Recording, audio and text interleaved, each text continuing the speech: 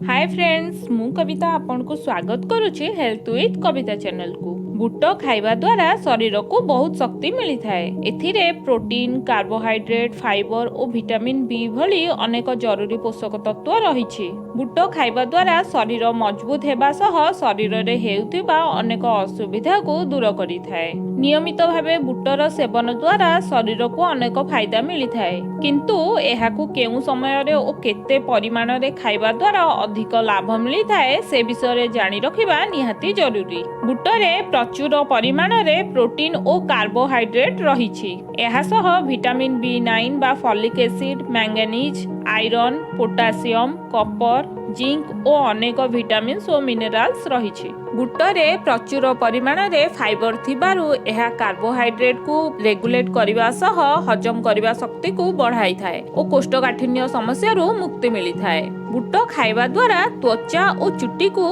अनेक लाभ मिली थाए। शरीर रे बैड कोलेस्ट्रॉल को कम करबा सह ब्लड प्रेशर और ब्लड शुगर लेवल को कम करी थाए। एथिरे थिबा हाई क्वालिटी प्रोटीन शरीर रे ओजन बढ़ाइबा और कमाइबा उभय रे सहायक होई थाए। एथि पई एहा को सठिक भाव रे खाइबा निहाती जरूरी। बुट को सिझाई, बतुराई बा गजा करी खाइ परिबे। बुट को किपरि भाव रे खाइले केउ केउ सब लाभ मिली थाए से विषय रे जानि रखिबा अत्यंत आवश्यक। पानी रे भिजा होइतबा बुटरे अधिक मात्रा रे पोषक तत्व रही थाए, किंतु एहा हजम हेबाकू बहुत समय लागि थाए, कारण एथिरे थिबा फाइबर जोगु आम डाइजेशन सिस्टम को हजम करिबा पई बहुत समय लागि थाए। एथि पई जदि आपण बुट को कंचा भिजेई की खाउछंती तेबे भलो भाबे चोबाई खांतु एवं खूब अल्प मात्रा रे सेवन करंतु। गजा बुट खाइबा द्वारा अधिक लाभ मिली थाए। एथिरे एंजाइम, प्रोटीन, विटामिन, मिनरल्स और फाइबर रो मात्रा खूब अधिक थाए। गजा बुट खाइबा आगुरु गोटे कथा ध्यान देबा निहाती जरूरी।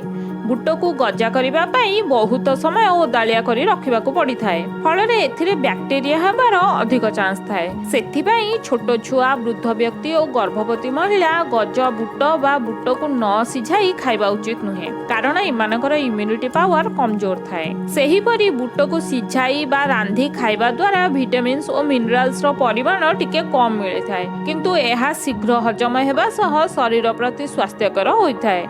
एहाकू समस्ते खाइ परिबे। बुट को केतेबेले ओ किपरि भाबरे खाइबा उचित से विषय जानि रखिबा अत्यंत जरूरी। सिझा बा रंधा होइथिबा बुट को आपण दिन सारा जेतेबेले भी खाइ परिबे। कंचा बा बतुरा होइथिबा बुट को सकाळे खाली पेटरे ही खाइबा उचित। सकाळू गजा बुट खाइबार 1 रु 1.5 घंटा परे ही किछि खाइबे, कारण बुट भलो से डाइजेस्ट हेबा सह शरीर को पूरा लाभ मिली थाए। सारा दिन रे केते परिमाण रे बुट खाइबा उचित एहा संपूर्ण भावरे व्यक्तिर पाचन शक्ति और शारीरिक परिश्रम उपरे निर्भर करे। जदि आपण कंचा बा बुट को बतुराई खाउछंती तेबे पूरा दिन रे गोटे बा 2 मुठारू अधिक खाइबा उचित नुहे। एहा को खाइबा समय रे भलो भाबरे चोबाई खाइबा उचित, कारण एहा हजम हेबा पई अधिक समय लागि थाए।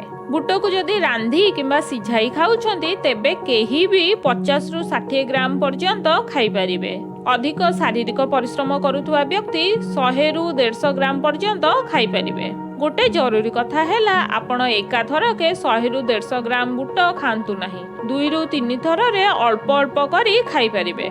बुट को किपरि भाबरे खाइले शरीर रो ओजन कमाई बा बढ़ाई परिबे से विषय जानि रखंतु।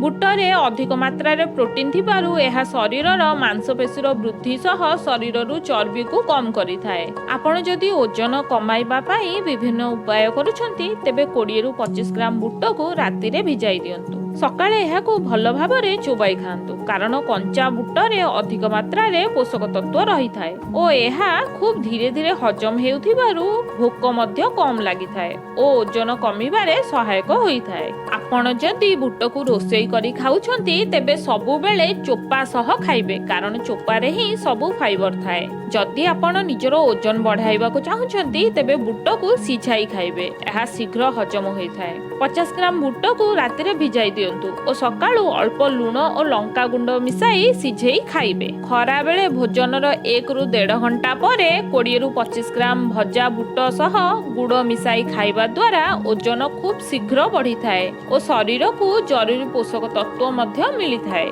बुट खाइबा आगरू एही सब नियम प्रति विशेष भाव ध्यान देबे। धन्यवाद।